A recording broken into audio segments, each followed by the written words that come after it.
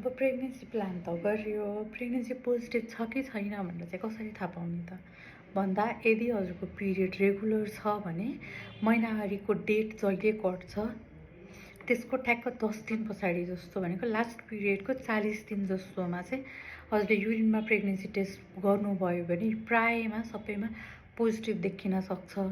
र यसलाई कन्फर्म गर्नको लागि या हजुरलाई डाउट लाग्यो भने रगतबाट पनि हेर्न सकिन्छ। सिरम बिटाएसिजी भन्ने टेस्ट हुन्छ, त्यसमा पोजिटिभ देखियो भने पनि हाई चान्सेस भयो।